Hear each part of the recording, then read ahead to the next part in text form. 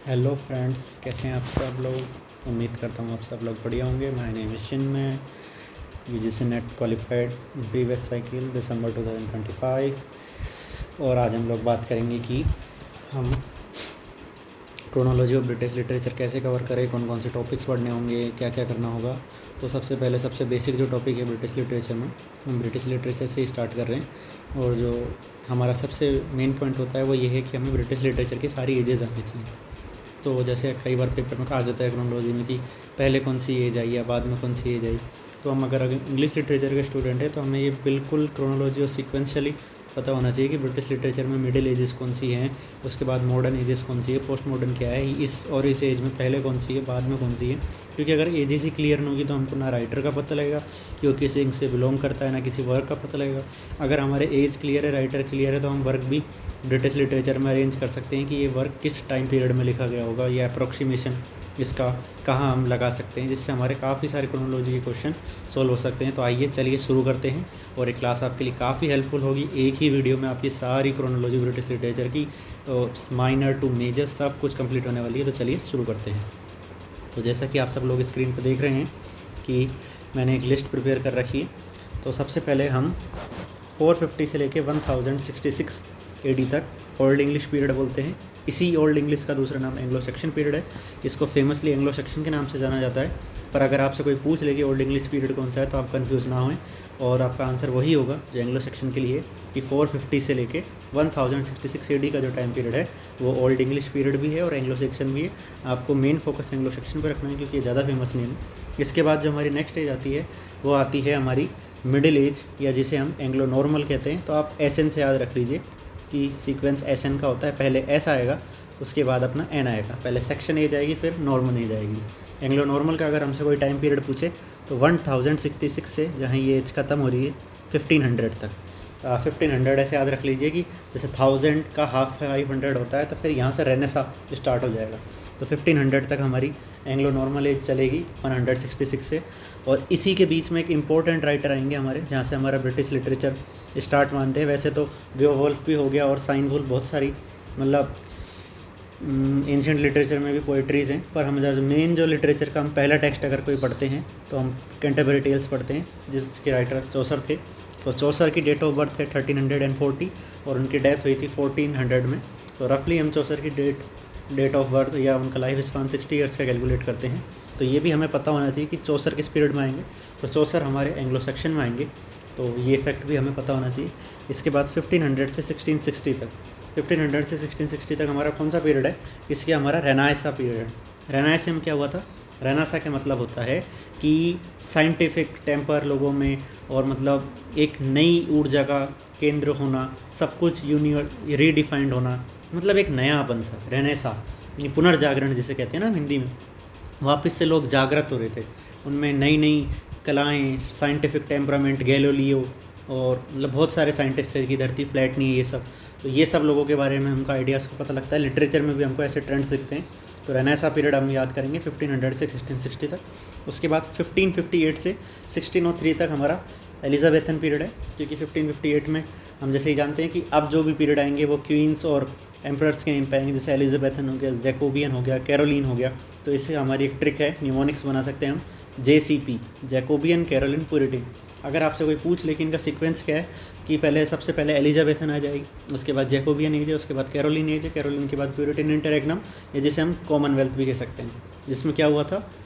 Oliver Cromwell, जो आप सब पढ़ते हैं कि 11 ईयर्स तक, 1649 से 1660 तक गवर्नमेंट पहली बार इस्टेब्लिश हुई थी, और गवर्नमेंट के अंडर इंग्लैंड चल रहा था, ना कि किंग्स के अंदर। तो इस पर हम बाद में आएंगे। उससे पहले हमारा एलिजाबेथन का टाइम पीरियड हो गया 1603 में। 1603 से लेकर 1625 तक जैकोबियन एज है इसमें, क्योंकि जैकब जो हैं हमारे वो सारे किंग्स हैं, तो जैकोबियन एज है। 1625 से 1649 तक कैरोलिन एज है। तो ये हमारी अगली एज हो गई। उसके बाद 1649 से 1660 तक प्यूरिटन इंटररेग्नम में, इसमें ओलिवर क्रोमवेल और वो सब पार्टी आ जाएगी, जो हमारी गवर्नमेंट की हमको पहली बार फॉर्म दिखी थी।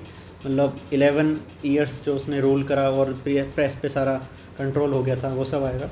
इसके बाद 1660 से 1785 तक नियो क्लासिकल पीरियड हमको मिलेगा। वैसे इस डेट में ज़्यादा कुछ नहीं है, आपको याद ही करनी है, पर फिर भी मैंने एक डेट खोल के उसके अंदर कौन कौन से सब क्लासिफिकेशन या सब टाइप्स हैं वो आपको बता दिए हैं। तो 1660 से 1785 तक हमारे पास नियो क्लासिकल पीरियड आ जाएगा। नियो क्लासिकल का मतलब आप समझ रहे हैं, नियो का मतलब न्यू होता है और क्लासिकल का मतलब पुराना। तो जो पुराने राइटर्स कर रहे थे उन्हीं को न्यू राइटर्स वापस इमिटेट कर रहे थे, इसीलिए इस एज का नाम नियो क्लासिकल है। इसमें हमारे Alexander pope, Dryden, Samuel Johnson और ये सब, सैमुअल बटलर, ये सब राइटर आ जाएंगे, तो न्यू क्लासिकल एज है। उसके बाद 1660 से 1700 तक रेस्टोरेशन एज आ जाएगी। रेस्टोरेशन में भी वही और रिस्टोर हो गई थी। क्या रिस्टोर हुई थी? रेस्टोरेशन में हमारी जो पहले 11 साल तक हमारा वो चला था किंग्स का, वापस मतलब जेम्स फर्स्ट और वो सेकंड और जो किंग्स हैं उनकी वापस रूल आ गया था, और जो कॉमनवेल्थ था वो ख़त्म हो गया था 1660 में, इसलिए इसको रेस्टोरेशन कहते हैं। तो ग्लोरियस रिवोल्यूशन वो सब हम पढ़ते हैं। Without a bloodshed the revolution which takes place is known as glorious revolution. और उसके बाद 1700 से 1717 तक एनलाइटनमेंट एज है। एनलाइटनमेंट से आप समझ रहे हैं कि लोग एनलाइटन हुए थे, उनको नॉलेज आने लग गई थी कि बाइबल में जो कुछ लिख रहा है वो एग्जैक्ट सही नहीं है, उसकी जो मतलब एक्सप्लेनेशन है वो थोड़ी गलत है, लोग अपने हिसाब से एक्सप्लेन कर रहे हैं। पॉप हो गया और कैथोलिक्स हो गए, चर्च हो गई, इन सब के बारे में जो हमारा क्रिटिसिज्म और व्यू पॉइंट्स आते हैं वो एनलाइटनमेंट एज में आते हैं। उसमें 1700 से 1745 तक ऑगस्टन एज या एज ऑफ पोप भी कहते हैं।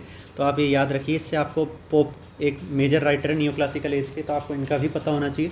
और अगर आपसे कोई पूछ ले कि ऑगस्टन एज कौन सी है, तो आपके उसके बारे में भी पता होना चाहिए कि ऑगस्टन एज 1700 से लेकर 1745 के बीच में है। तो एक बार हम इसे इतने चीज़ों को इरेज कर देते हैं। इसके बाद हम 1745 से 1785 तक देखेंगे। इस एज का नाम एज ऑफ सेंसिबिलिटी है और इसी को हम एज ऑफ जॉनसन भी कहते हैं। जॉनसन यहाँ पे सैमुअल जॉनसन से मतलब है। इसके बाद हमारा रोमांटिक पीरियड है। रोमांटिक पीरियड को हम रफली कई सारी डेट्स इसमें देखने को मिलती है। 1785 भी देखने को मिलती है, 1789 भी मिलती है। जो हमारा फ्रेंच रिवोल्यूशन हुआ था 1789 भी मिलती है। 1789 में आप जानते हैं सब 98 भी होती है। 1798 में आपको पता है लिरिकल बैलेट्स वर्ड्सवर्थ और कोलरिज का वर्क आया था, सबसे मेन वर्क माना जाता है जो रोमांटिक एज का। इसमें रोमांटिक एज के अगर मैं आपको राइटर्स बताऊं तो कोलरिज, शेले, कीट्स, बायरन, ये सब इंपॉर्टेंट राइटर हैं। उसके बाद 1832 से 1901 तक विक्टोरियन एज आती है। विक्टोरियन एज में आप जानते ही हैं, इसको एज ऑफ कन्फ्लिक्ट भी कह सकते हैं। इसमें साइंस और फेथ के बीच में कन्फ्लिक्ट था। Matthew Arnold one of the prominent writer हैं इस एज के, तो हमारी विक्टोरियन एज हो गई। इसके बाद 1848 से लेके 1860 तक हमारी प्री राफेलाइट है। प्री राफेलाइट आप जानते ही हैं, ये कोई एज नहीं, एक मूवमेंट है, PRB जिसे हम कह सकते हैं, प्री राफेलाइट ब्रदरहुड। इसमें डीजी रोजेटी और ये सब राफेल को जिनकी पेंटिंग और पोइट्री को इमिटेट करा था वो सब लोग आ जाएंगे। इसके बाद 1880 से 1901 तक एस्थेटिसिज्म और डेकेडेंस। ये सब एस्थेटिसिज्म हम जानते ही हैं, सौंदर्य शास्त्र जिसको कहते हैं, यानी सुंदरता से रिलेटेड। तो ये एस्थेटिसिज्म हो गया हमारा। इसमें हमारे ऑस्कर वाइल्ड आ जाएंगे और ये इंपॉर्टेंट राइटर है। ऑस्कर वाइल्ड के भी काफ़ी सारे प्लेज हैं, तो ये सब हमारे इंपॉर्टेंट राइटर जाएंगे। उसके बाद 1901 से 1914 तक एडवर्डियन पीरियड है।